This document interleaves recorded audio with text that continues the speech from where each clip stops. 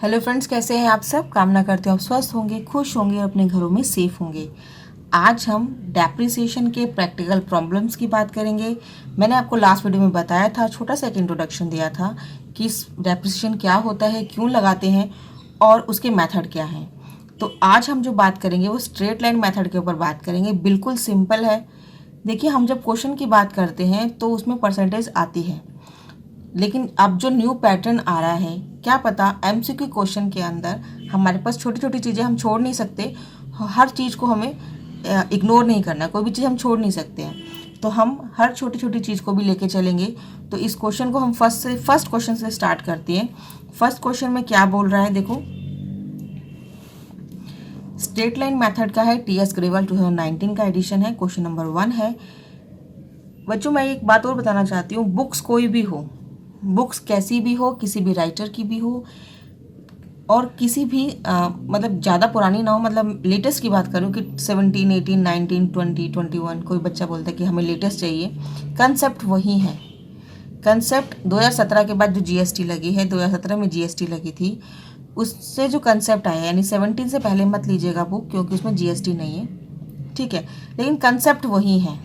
GST के बाद की जो बुक्स आ रही हैं, 17 के बाद की बुक्स हैं, चाहे वो 18 की हो, 19 की हो, 21 की हो, लेटेस्ट हो, बस उसमें सिर्फ कंसेप्ट ये होगा कि क्वेश्चंस को आगे पीछे मूव कर देंगे, एक आध क्वेश्चन ज़्यादा बढ़ा देंगे, लेकिन कंसेप्ट वही है। कंसेप्ट में कोई चेंजेस नहीं है। आप चाहे किसी भी राइटर की बुक पढ़ लो और कैसे भी क्वेश्चन करो, लेकिन आपको जब तक कंसेप्ट पता नहीं चलेगा, आप कितने भी क्वेश्चन कर लो, आपको समझ में नहीं आएगा। तो मेन चीज़ है कंसेप्ट क्लियर करना। कंसेप्ट क्लियर कर लोगे तो सारे क्वेश्चन आराम से हो जाएंगे। तो क्वेश्चन नंबर 1 है, स्ट्रेट लाइन मेथड है। Calculate the amount of annual depreciation, हमें एनुअल डेप्रिसिएशन निकालना है, and rate of depreciation under straight line method SLM of the following. Purchase a second hand machinery 96,000 और उसमें हमने स्पेंड किया 24,000 का कार्टेज रिपेयर्स एंड इंस्टॉलेशन। अब ये देखिएगा, चाहे मशीनरी पुरानी हो नई हो, हमें उसको उस पर डेप्रिसिएशन लगेगा ही लगेगा, पहली बात। अब जो सेकेंड हैंड मशीन लिया है 96,000 की ली है और उसके ऊपर उसने खर्चा किया है, उसके कार्टेज का, उसके रिपेयरिंग का, उसकी इंस्टॉलेशन का कितना खर्चा आया, 24,000। तो वो मशीनरी में ही ऐड होगा, यानी वो मशीनरी की कॉस्ट ही बढ़ाएगा। ये मैंने आपको पहले भी बताया हुआ है कि अगर कोई भी मशीनरी पे, कोई भी फिक्स असेट के ऊपर कुछ रिपेयर, कुछ कार्टेज, कुछ इंस्टॉलेशन, यानी उसके ऊपर जो खर्चा हुआ है वो उसकी कॉस्ट को बढ़ा देता है। तो 96 में 24 हम ऐड कर लेंगे तो ये कितना बन जाएगा, 1,20,000। तो ये 1,20,000 की इसकी मशीनरी की कॉस्ट हो जाएगी, ठीक है। अब उसने क्या क्वेश्चन बोला, estimated useful life of machine is 4 years. जो उसकी लाइफ जो है, उसने कितना किया है, उसकी जो एस्टिमेटेड यूजफुल लाइफ है उसने 4 ईयर्स की उसकी लाइफ दी है।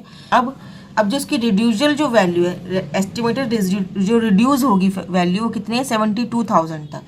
अब हमें सिर्फ इसका अंदर क्या निकालना है, इसका हमें रेट ऑफ डेप्रिसिएशन निकालना है। हमें यहाँ पे परसेंटेज नहीं दिया हुआ, तो हर क्वेश्चन में परसेंटेज दिया होता है। जब हम क्वेश्चंस करेंगे आगे तो परसेंटेज दिया होता है, लेकिन अगर अभी एमसीक्यू क्वेश्चन आ गया और इसमें रेट ऑफ, छोटा सा क्वेश्चन है, एक सिंपल लाइन का है, एक फॉर्मूला लगेगा और रेट ऑफ डेप्रिसिएशन इसका निकल जाएगा।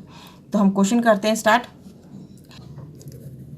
तो मैं करवा रही हूँ depreciation question number 1। Question number 1 में पहले हम निकाल लेते हैं इसकी कॉस्ट ऑफ मशीन निकाल लेते हैं मेन, ठीक है। तो कॉस्ट ऑफ मशीन है 96,000। इसकी जो रिपेयरिंग है, रिपेयर प्लस इंस्टॉलेशन, ये सब वो है 24 की। तो टोटल कॉस्ट कितने की आ गई, 1,20,000 की। इतना समझ में आया, सिंपल था, अभी तक कुछ नहीं है। अब जो उसकी लाइफ है वो कितनी दे रखी है, एस्टिमेटेड जो यूजफुल लाइफ है, एस्टिमेटेड यूजफुल लाइफ वो है 4 ईयर्स, ठीक है। अब कुछ नहीं है। अब उसने जो और एक चीज़ दे रखी है, रिड्यूजल वैल्यू, एस्टिमेटेड रिड्यूजल वैल्यू वो कितनी है, 72,000। तो एस्टिमेटेड रिड्यूजल वैल्यू 72,000। ये 3 चीज़ हमें क्वेश्चन में दे रखी है और हमें निकालना है रेट ऑफ डेप्रिसिएशन, ये हमें निकालना है। सिंपल सा इसका एक फार्मूला होता है, उस फार्मूला हमारे पास क्या होता है कि जो कॉस्ट ऑफ मशीन है यानी 1,20,000 कॉस्ट ऑफ मशीन माइनस जो स्क्रैप वैल्यू दे रखी है, इसको हम स्क्रैप वैल्यू भी कहते हैं, ठीक है। और कितने लाइफ है, number of life years, number of life years कितना। अब कॉस्ट ऑफ मशीनरी कितनी है, 1,20,000 माइनस 72,000 डिवाइडेड बाय, ठीक है। ये जो मैंने रेट ना लिख के अमाउंट लिखी, पहले मैं अमाउंट निकालती हूँ उसके बाद हम रेट निकालेंगे।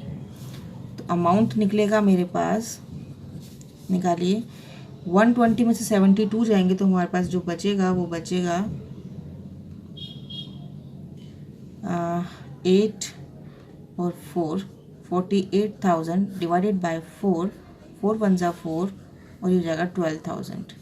तो जो मेरे पास एनुअल जो अमाउंट आएगा किसका, डेप्रिसिएशन का, जो एनुअल अमाउंट होगा डेप्रिसिएशन का वो होगा मेरे पास 12,000। तो 12,000 एनुअल का रेट का अमाउंट है जो डेप्रिसिएशन कट रहा है एवरी ईयर। अब ये परसेंटेज में कैसे निकलेगा, अब हमें रेट ऑफ डेप्रिसिएशन निकालना है। तो रेट ऑफ डेप्रिसिएशन निकालने का फिर फॉर्मूला लगाना पड़ेगा हमें,